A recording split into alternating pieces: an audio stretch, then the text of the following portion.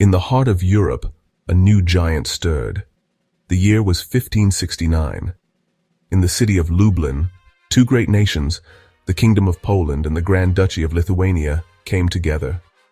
They were not conquered, they were not forced, they chose to unite.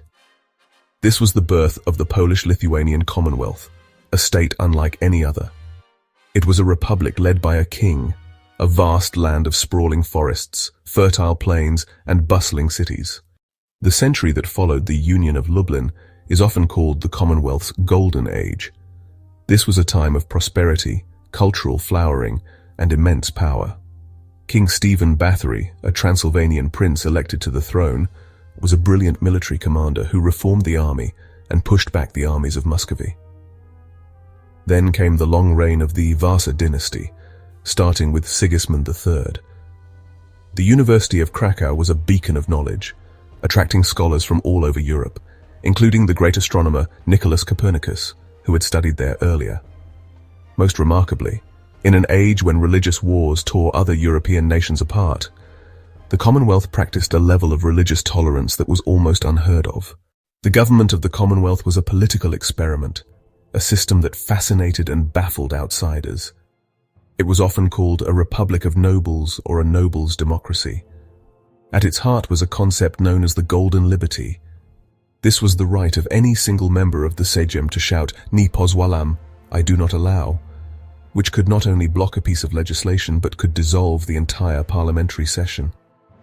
While the Golden Liberty was designed to protect the Commonwealth from absolutism, it could also lead to paralysis. The Commonwealth's military might was legendary, and no unit was more famous or more feared than the Winged Hussars.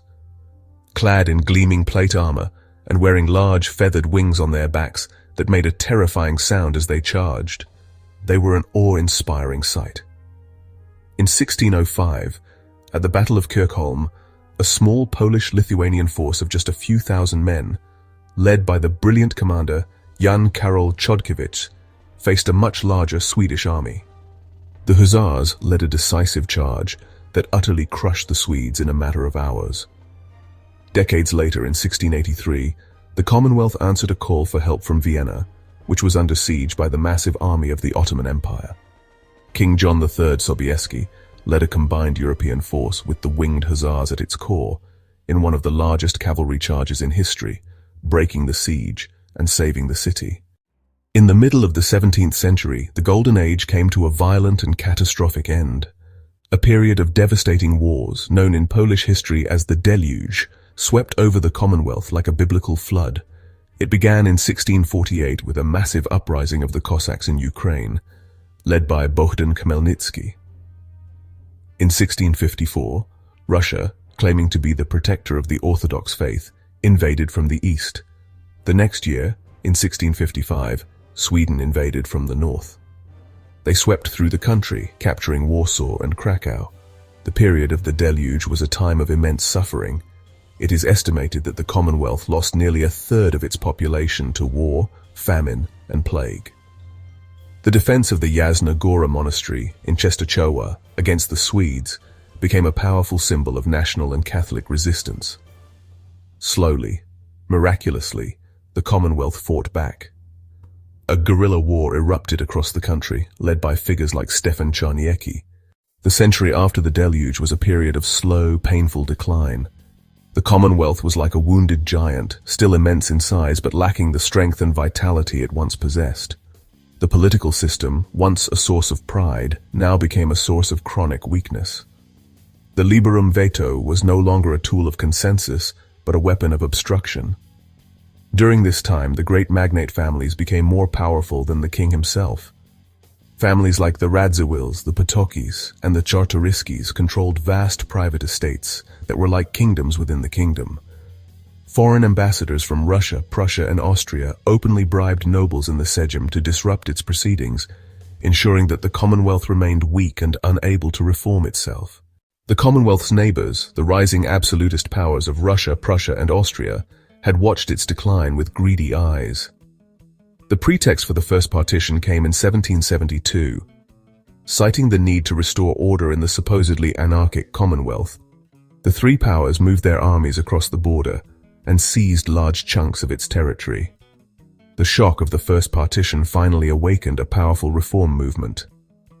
Under the leadership of King Stanislaw August Poniatowski, they convened the Great Sejm. They drafted a revolutionary document, the Constitution of May 3, 1791.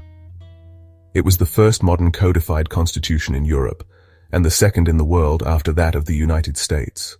The Constitution of May 3 was a declaration of independence, and Catherine the Great of Russia treated it as an act of war. In 1792, the Russian army invaded.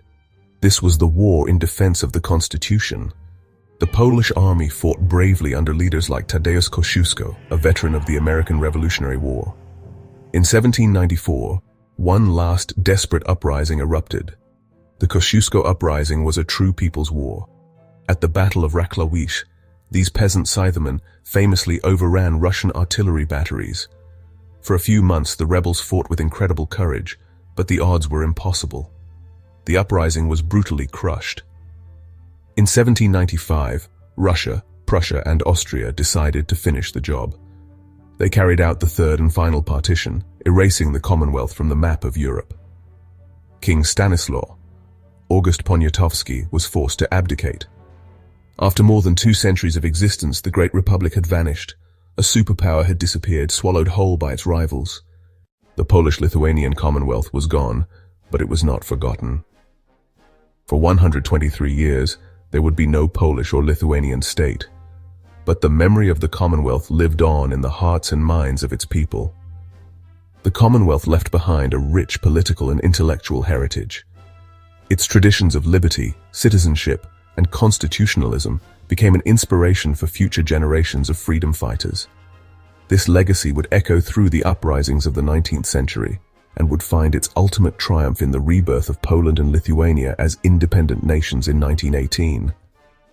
The memory of the Commonwealth also serves as a cautionary tale. It is a story of how internal divisions, political paralysis, and the selfishness of an elite can leave a state vulnerable to powerful and aggressive neighbors. Today, as we look back from 2025, the Polish-Lithuanian Commonwealth stands as a unique chapter in the history of Europe. The story of its epic journey, from the Union of Lublin to the final partition, remains a powerful testament to the enduring human quest for freedom, unity, and self-determination.